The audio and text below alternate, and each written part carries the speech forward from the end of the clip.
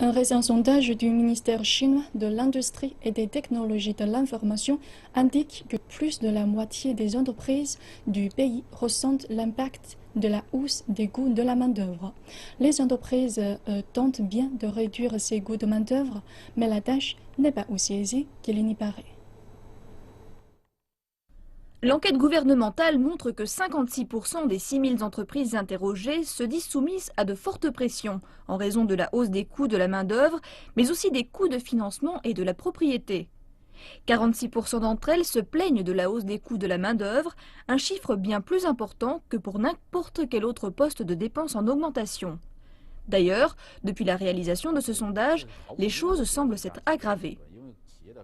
La montée des taxes augmentera certainement les coûts des entreprises. Elles devront supporter des augmentations d'impôts parce que la seule préoccupation du personnel, c'est la somme versée sur son compte.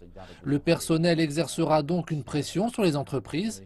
Les employés refuseront une augmentation de l'impôt sur le revenu. En conséquence, ce sont finalement les entreprises qui couvriront ce coût. Cela revient à dire que bien que les impôts soient payés par les employés eux-mêmes, la réduction de leur salaire net qui en résulte devra également être compensée par les entreprises. En effet, les administrateurs des sociétés devront offrir davantage pour retenir leur personnel. Pour les acteurs du secteur, il est évident que ce sont les sociétés de produits haut de gamme, mais aussi les sociétés de financement qui souffriront le plus. Le Conseil des affaires d'État chinois indique quant à lui qu'il est prévu de réduire les impôts pour les groupes à faible revenu, comme les industries manufacturières de faible niveau. Avec un cycle économique orienté à la baisse, la rentabilité des entreprises est également en baisse.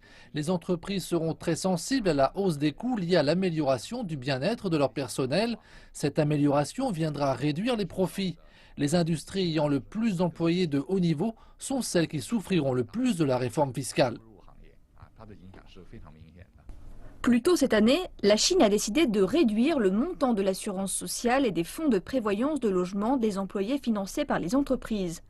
Cela devrait abaisser les coûts de l'entreprise à hauteur de plus de 200 milliards de yuan à la fin du second semestre 2017. Pourtant, les entreprises continuent de chercher d'autres moyens leur permettant de réduire les coûts de personnel.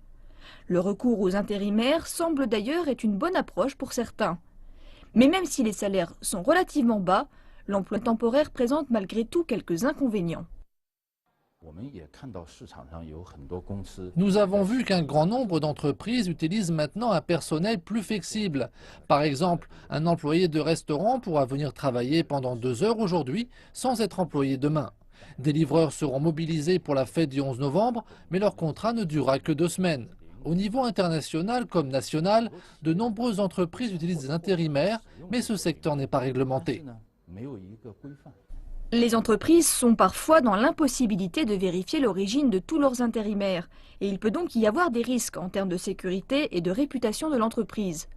Le ministère chinois des Ressources humaines et de la Sécurité sociale indique cependant que les intérimaires ne peuvent dépasser 10% du nombre total d'employés d'une entreprise.